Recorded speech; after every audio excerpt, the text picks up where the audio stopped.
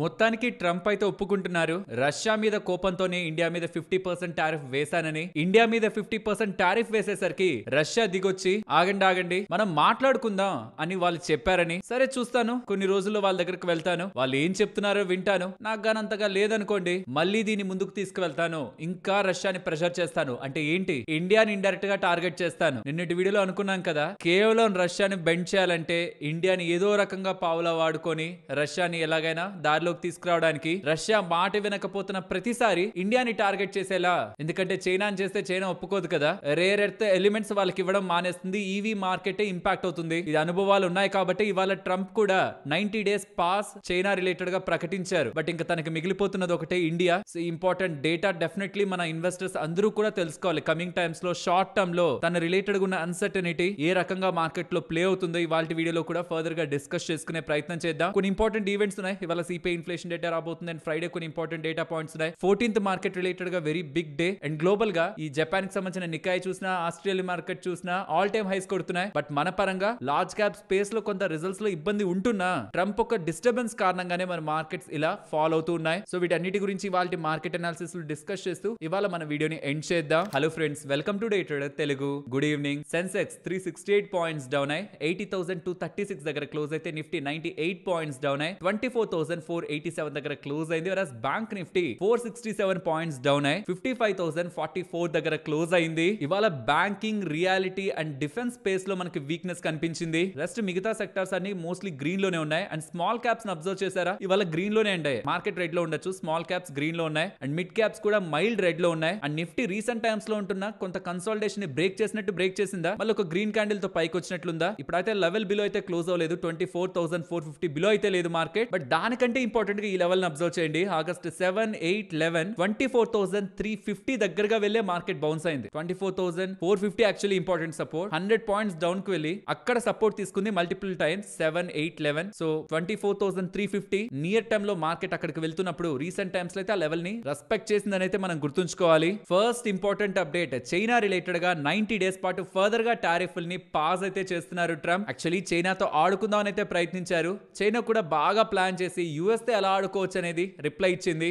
Rare earth minerals related గా, specially rare earth magnets పరంగా, EV ఇండస్ట్రీలో వాడేదాని పరంగా. దెన్ వెంటనే ట్రంప్ దిగొచ్చి సరే మనం డిస్కస్ చేసుకుందాం, 90 డేస్ పాటు టారిఫ్ ని పాస్ చేస్తాను, తర్వాత వేస్తా అన్నాడు. లేకపోతే 140% దగ్గరగా వెళ్ళిపోయారు, పెంచుకుంటూ పెంచుకుంటూ పెంచుకుంటూ. బట్ అది పాస్ లోకి వెళ్ళిపోయింది. ఇప్పుడు ఇంకొక 90 డేస్ పాస్ లోకి వెళ్ళింది. రష్యా నుంచి హైయెస్ట్ గా క్రూడ్ ఆయిల్ కొనేది చైనా. బట్ చైనా దగ్గర వెపన్ ఉంటుండడం, రేర్ ఎర్త్ మ్యాగ్నెట్స్ ఉంటుండడం, ట్రంప్ తల దించుతూ ప్రతిసారి 90 డేస్ పాస్ అయితే పెట్టుకుంటూ వెళ్తున్నారు. అండ్ ఇండియా మీద వేసిన 50% టారిఫ్ రిలేటెడ్ గా తను మాట్లాడుతూ, ప్రెస్ తో మాట్లాడుతూ, నేను ఇండియా మీద 50% టారిఫ్ వేసేసరికి రష్యాకు ఒక పెద్ద ఎదురు దెబ్బే తగిలింది, రష్యా దిగొచ్చింది, పుతిన్ కాల్ చేసి మనం మాట్లాడుకుందాం అని ఎలా చెప్పాడు, అలా టారిఫ్ వేసేసరికి నాకు కాల్ వచ్చిందని. సరే కాల్ వచ్చింది కదా, కమింగ్ డేస్ లో వాళ్ళ దగ్గరికి వెళ్ళి మీట్ అవుతాను, మాట్లాడతాను, తర్వాత తెలుస్తుంది వాళ్ళు నాకేం ఇవ్వాలనుకుంటున్నారు, రష్యా యుక్రెయిన్ రిలేటెడ్ గా ఎలా ఆపాలనుకుంటున్నారు యుద్ధాన్ని అనేది పుతిన్ తో మాట్లాడి తెలుసుకుంటానని మాట్లాడేశాక యుక్రెయిన్ వాళ్ళతోనూ యూరోపియన్ లీడర్స్ తో కూడా మీటింగ్ ఉంటుందని చెప్తున్నారంటే ఫ్రైడే రష్యన్ ప్రెసిడెంట్ పుతిన్ తో మీట్ అయిన తర్వాత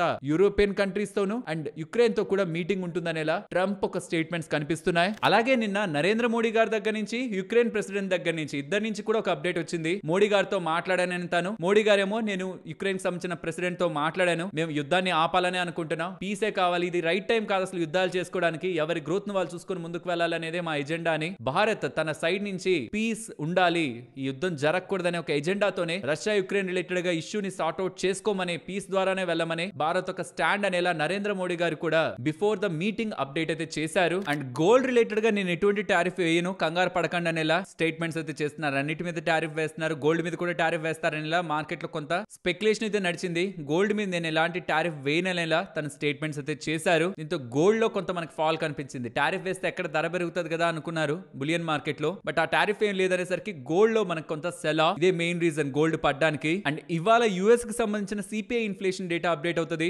అమెరికాలో ఉంటున్న మెజారిటీ ఆఫ్ ఫైనాన్షియల్ ఇన్స్టిట్యూషన్స్ అన్ని చెప్తున్న దాని ప్రకారం యావరేజ్ గా 2.8% దగ్గరగా head line inflation year on year లో పెరుగుతుందని. ఇక్కడ ఈ డేటాని కూడా మీరు అబ్జర్వ్ చేస్తే మీడియన్ ఎస్టిమేట్ మనకి 2.8% దగ్గరగా ఉంటుంది. అంటే 2.8% పెరగాలి ఇయర్ ఆన్ ఇయర్ లో. ఇక అంతకు మించి పెరుగుతుంది అనుకోండి head line inflation, bad for the market. అలా పెరుగుతుంటే ఫెడ్ వాళ్ళు వడ్డీ రేట్లు కట్ చేయరు. అంతకంటే తక్కువ పెరిగినా ఇంకా బాగా తక్కువ వస్తున్నా then good for the market, inflation control అవుతుంది కాబట్టి ఫెడ్ వాళ్ళు వడ్డీ రేట్లు కట్ చేసే అవకాశం ఉంటుంది. అండ్ ఫ్రైడే జాబ్స్ డేటా ఉంది. జాబ్స్ డేటా కూడా ఇంపార్టెంట్. జాబ్స్ డేటా వీక్ గా ఉంటే ఫెడ్ వాళ్ళు వడ్డీ రేట్లు కట్ చేస్తారు. బట్ ఎకానమీ వీక్ గా ఉందనే ఒక ఇండికేషన్స్ వెళ్తాయి మార్కెట్ కి. జాబ్ డేటా స్ట్రాంగ్ గా ఉంటే ఫెడ్ వాళ్ళు వడ్డీ రేట్లు కట్ చేయరు. బట్ ఎకానమీ స్ట్రాంగ్ గా ఉందనే ఇండికేషన్స్ వెళ్తాయి మార్కెట్ కి. అండ్ ఇండియా మీద ఇంతలా టారిఫ్లు వేస్తూ ఉండడం, ఆల్మోస్ట్ ఇండియా ఎక్స్పోర్ట్ చేస్తున్న దాంట్లో మోర్ దెన్ 50% దగ్గరగా ఎక్స్పోర్ట్ గా వెళ్తున్న ఎలిమెంట్స్ మీద టారిఫ్ ఇంపాక్ట్ అనేది ఉంటుందని పార్లమెంట్ లో గవర్నమెంట్ ఆఫ్ ఇండియా వాళ్ళైతే అప్డేట్ చేస్తున్నారు. అండ్ ట్రంప్ వేస్తున్న ఈ టారిఫ్ నుంచి కొంతవరకు మనం ఉపశమనం పొందడానికి, మరి యుఎస్ కి ఎక్స్పోర్ట్ చేస్తే ఎక్కువ టారిఫ్ తో మనం వెళ్ళలేం కాబట్టి ఆల్మోస్ట్ ఇంకొక 50 కంట్రీస్ దగ్గరగా షార్ట్ లిస్ట్ చేశారని, వేరే కంట్రీస్ కి కూడా మన దగ్గర ఉన్న ఎక్స్పోర్ట్స్ ని పంపించి మన ఎక్స్పోర్ట్స్ ని కూడా పెంచుకుంటూ ఫిజికల్ డెఫిసిట్ ని తగ్గించుకునే ప్రయత్నం ప్రభుత్వం చేస్తుందనేలా అప్డేట్స్ అయితే మనకి కనిపిస్తూ ఉన్నాయి. అండ్ మార్కెట్ లో ట్రేడర్స్ కి మళ్ళీ చెప్తున్నాను, ఇవాళ 12, రేపు 13, తర్వాత 14, ప్రాబబులీ 14 మార్కెట్ లాస్ట్ డే కాబట్టి 15th holiday, 14th last day కాబట్టి 15th వెరీ ఇంపార్టెంట్ మీటింగ్ ఉంది కాబట్టి 14th కూడా మార్కెట్ లో వోలటిలిటీ ఉండే అవకాశం ఉంది. పర్టికులర్ గా ఎవరైనా ఇంటర్నల్ గా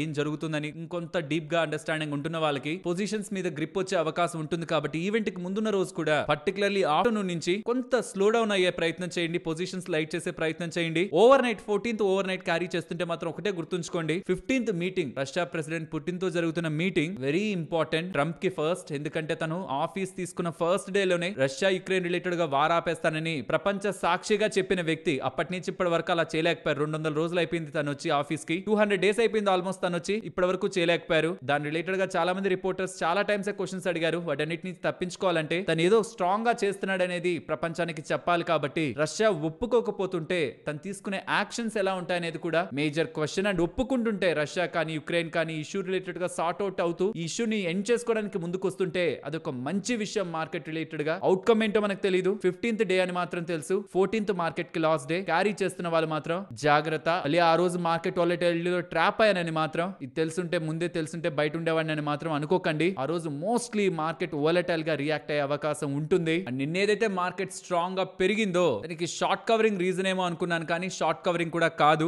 92% దగ్గరగా స్టిల్ షార్ట్స్ ఉన్నాయి. ఎఫ్ఐఎస్ కూడా లైట్ గా సెల్ చేశారు. బట్ నిన్న ఫాలో ఆన్ ఫ్రెష్ సెల్లింగ్ లేకపోవడం వల్ల, స్ట్రాంగ్ సెల్లింగ్ లేకపోవడం వల్ల డిఐఎస్ దగ్గర నుంచి వస్తున్న మినిమం సపోర్ట్ ప్రాబబ్లీ నిన్న మార్కెట్స్ ని గ్రీన్ లో ఉంచింది. నిన్న గ్రీన్ లో ఉండడానికి అయితే పెద్ద రీజన్ ఏం లేదు. అంటే ఆనందం లేదు, బాధ లేదు, ఏది లేదు. షార్ట్స్ అలానే ఉన్నాయి. ఫ్రెష్ బయింగ్ కూడా ఎఫ్ఐఎస్ నుంచి లేదు. డిఐఎస్ రిలేటెడ్ గా ఉంటున్న బయింగే మ్యూచువల్ ఫండ్స్ దగ్గర నుంచి మన డబ్బులు ఇండైరెక్ట్ గా మార్కెట్ లోకి వస్తుండడమే మార్కెట్ లో రీసెంట్ టైమ్స్ లో సపోర్ట్ అయితే చేస్తూ ఉంది. బికాస్ నిన్న కూడా మీరు గమనించండి, ఎఫ్ఐఎస్ సెల్ చేసింది 1200 కోట్లు అయితే డిఐఎస్ బై చేసింది 5972 కోట్లకి దగ్గరగా. స్ట్రాంగ్ డిఐ యాక్టివిటీ మార్కెట్ నిన్న స్టెబిలైజ్ చేసింది అంతే. అండ్ గ్లోబల్ మార్కెట్స్ ని మీరు అబ్జర్వ్ చేస్తే నికాయ్ ఆల్ టైమ్ హైకి వెళ్ళిపోయింది. జపాన్ మార్కెట్, ఆస్ట్రేలియన్ మార్కెట్ కూడా అక్కడ రేట్ కట్ ఉంటుందనే ఎక్స్పెక్టేషన్స్ తో ఈ రీసెంట్ టైమ్స్ లో పెరుగుతున్న ఏషియన్ మార్కెట్స్, ఆస్ట్రేలియన్ మార్కెట్ కూడా అది కూడా ఆల్ టైమ్ హైలో ఉంది. మన ఇండియన్ మార్కెట్ చెప్పాను కదా నిన్న చాలా డిస్టెన్స్ లో ఉంది, డీవియేట్ అవుతుంది వరల్డ్ తో, ఎంఎస్సిఐ వరల్డ్ ఇండెక్స్ తో. ప్రాబబ్లీ ట్రంప్ రిలేటెడ్ గా ఏదైనా ఫైనల్ కంక్లూజన్ మనకు వస్తూ ఉంటే markets again back to the track వెళ్లే ప్రయత్నం చేయొచ్చు. లెట్స్ సీ ఆగస్ట్ 15 ఎలా ఎండ్ అవుతుందని. ఫ్రెండ్స్, ఇలా మార్కెట్ లో ఉంటున్న ఎంటైర్ డేటాని కంబైన్ చేస్తూ ఈ కంటెంట్ మీ ముందుకు తీసుకురావడానికి మేము పెడుతున్న ఎఫర్ట్స్ మీకు వాల్యుబుల్ గా అనిపిస్తూ ఉంటే